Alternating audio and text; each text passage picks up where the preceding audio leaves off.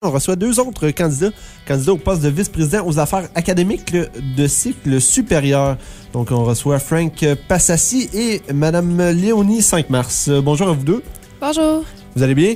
Oui, très bien, merci. Et toi? Oui, très bien, merci. Donc, Léonie 5 mars, candidat au poste de vice-président aux affaires académiques et de cycle supérieur. Donc, bonjour à vous. Est-ce que vous voulez nous présenter, en fait, le poste pour lequel vous désirez être élu? Oui. S'il vous plaît. Bonjour tout le monde. Je me présente au poste de vice-présidence aux affaires académiques de cycle supérieur. Le poste de vice-présidence aux affaires académiques de cycle supérieur, c'est l'officier qui veille à défendre les intérêts des étudiants de 2e puis de 3e siècle. Le mandat du VP au cycle supérieur, c'est d'abord d'organiser des activités académiques et festives pour rejoindre les étudiants de maîtrise et de doctorat pour qu'ils puissent échanger leur savoir et se rencontrer. Sur ce plan-là, je dois dire que j'ai travaillé avec Fred Borel toute l'année. Alors, je sais à quoi ça ressemble l'organisation d'un colloque, l'organisation des 5 à 7, des vins et fromages. Encore dans le mandat du VP au cycle supérieur, son mandat, c'est de veiller aux intérêts des étudiants-chercheurs, notamment en travaillant avec le syndicat des étudiants travailleurs. Ensuite, globalement, le mandat, c'est de s'assurer des bonnes conditions d'études pour les étudiants du cycle supérieur en siégeant sur les comités nécessaires. Donc, merveilleux, merveilleux. Est-ce que vous voulez nous parler de votre implication, de vos barres obliques, en fait, expérience antérieure relativement au poste ou... Oui, bien, ça fait 5 ans que je suis à l'UQTR, donc ça fait 5 ans que je me renseigne sur les dossiers de l'UQTR, que je suis active dans mon association étudiante. Ça fait plus d'1 an que je siège sur le conseil d'administration de l'AGE. Et puis, ça fait 1 an que je travaille sur la table ronde des cycles supérieurs avec Fred Borel, qui est l'actuel vice-président au cycle supérieur. Alors, c'est ça. J'ai beaucoup d'expérience dans le domaine de l'implication étudiante. Je connais les dossiers qui sont présentement associés à ce poste-là. OK. Et le fonctionnement aussi. Oui, exact. D'accord.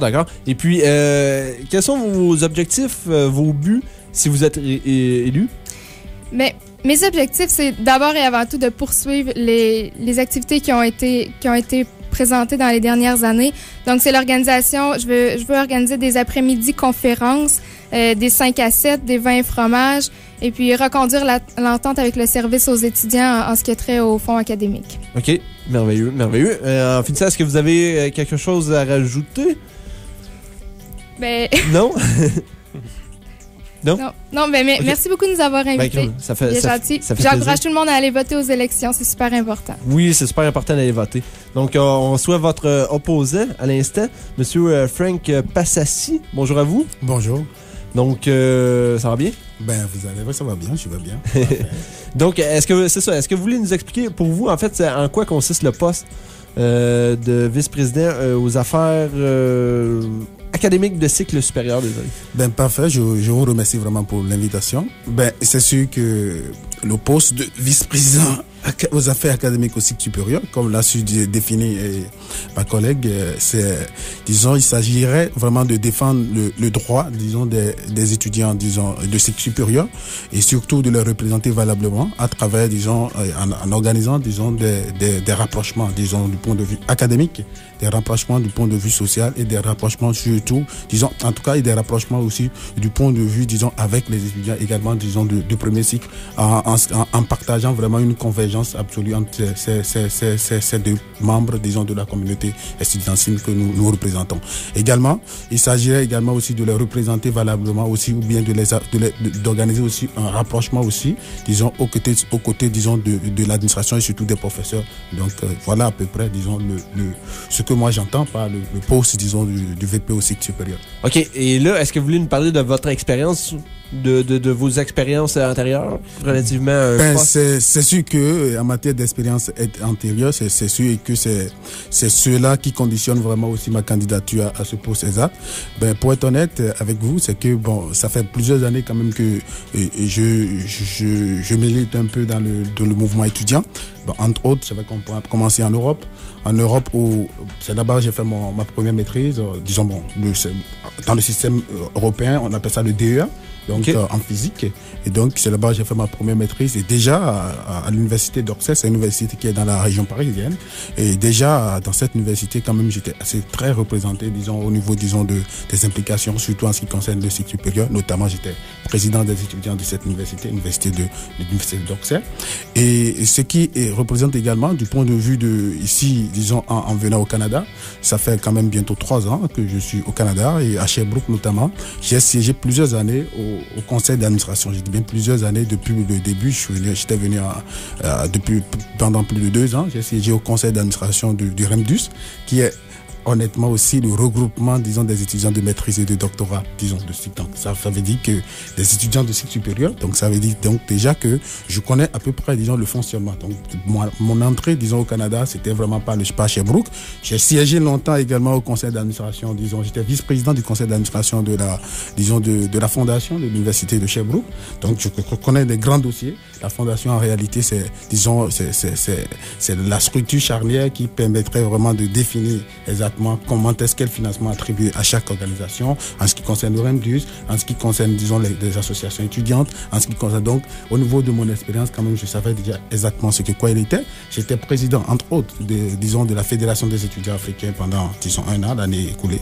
Et ici également, avant, pour pouvoir me présenter, je suis depuis, disons, l'automne, disons, le président du CU, c'est le comité d'intégration internationale universitaire, qui se charge vraiment, qui regroupe, disons, qui se charge vraiment de l'intégration dans les deux sens, l'intégration des étudiants étrangers et l'intégration des étudiants québécois. Donc il s'agirait vraiment de créer une synergie entre ces deux structures, les étudiants québécois, les étudiants étrangers. Donc c'est tout ça pour vous dire que, honnêtement, je suis bien placé.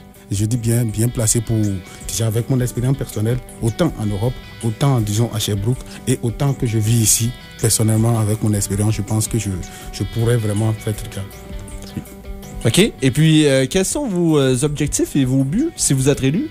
C'est sûr. D'ailleurs, comme je disais, ma motivation était basée vraiment sur, disons, ma motivation première, c'est basée sur mes expériences personnelles. Parce que j'ai fait le cycle supérieur en Europe, j'ai fait le cycle supérieur à Sherbrooke, et je fais le cycle supérieur ici, disons, à l'Université de Québec à Trois-Rivières. Donc, ceci dit, c'est que oui, quand même, je peux vous assurer quand même qu'il y a beaucoup de synergie.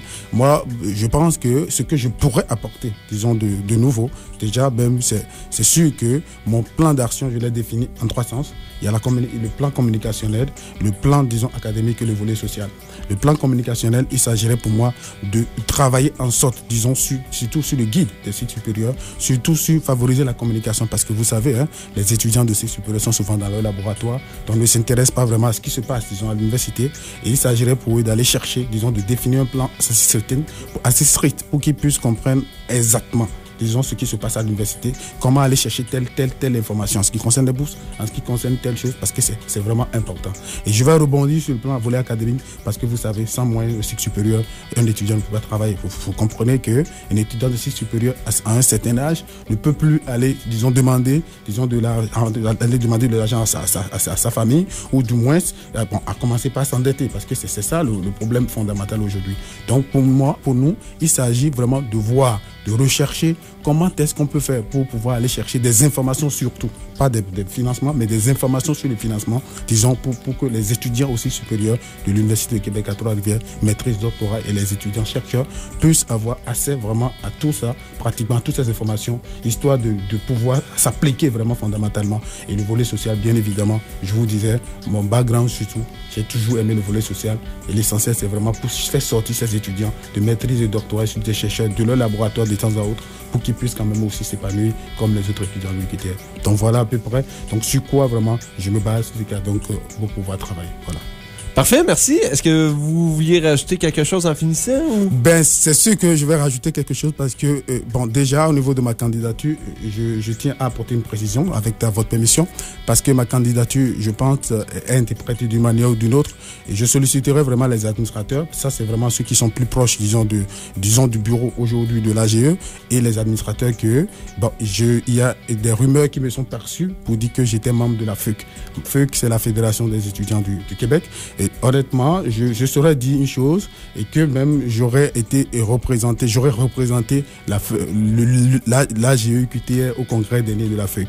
Je dis une chose, que c'est faux, parce que la FEC, c'est quand même une grande institution, et que pour pouvoir représenter la GEQTR dans une institution, il faut d'abord une invitation, et nulle part, il faut une invitation qui serait postée, disons, à une adresse donnée. Il y a des procès-verbaux quand même que tout le monde connaît, ces procès-verbaux, et je ne pense pas que ma candidature soit inopportune, et qu'à un moment donné, qu'on puisse faire ces choses. Je suppose, et là, je défie qui que ce soit pour pouvoir apporter vraiment cette contribution-là. Moi, je suis vraiment quelqu'un qui partage, disons, qui respecte les institutions, et je respecterai les décisions, disons, des membres de l'UQTR, et donc je ne pense pas que je sois, disons, en mesure de pouvoir. J'ai jamais été à un congrès, quoi que ce soit. J'ai jamais été membre de la FEC. J'ai jamais dans ma vie, je dis bien, milité pour la FEC, et je ne pense pas qu'aujourd'hui, pourquoi, disons, ça existe, ça je te le dis là. Donc, je ne comprends pas pourquoi les administrateurs, et je ne comprends pas pourquoi les membres du bureau, disons, de la GEQTR, aujourd'hui, parce que ma candidature peut-être est opportune, essaie de jeter des discréditions sur moi. J'ai jamais été, je le réaffirme haut et fort, je défie qui que ce soit qui pousse à passer. Il y a des procès-verbaux, il y a une invitation stricte qu'on envoie, et il y a même, je ne sais pas. Donc ça veut dire que je mets même en gage là, dans ce cas, le rôle de l'attaché politique actuel, qui doit certainement suivre ces dossiers. Je pense que vous comprenez avec moi que quelqu'un qui va représenter l'Afrique au nom de l'AGE, ça veut dire qu'il doit avoir une invitation, il doit avoir des sources, et aujourd'hui, on se met dans les rôles. Donc je mets en rôle là, le rôle de l'attaché politique certainement actuel, qui ne joue pas vraiment son rôle. Donc en tout cas, je tiens simplement à apporter cette clarification. J'ai jamais été membre de la FEC dans ma vie, quoi que ce soit. Je ne suis même pas encore résident permanent pour pouvoir me prévaloir le titre d'être membre de la FEC. Okay, merci beaucoup. Donc voilà. Voilà, bon, donc c'est dit. Merci à vous deux. Merci à toi.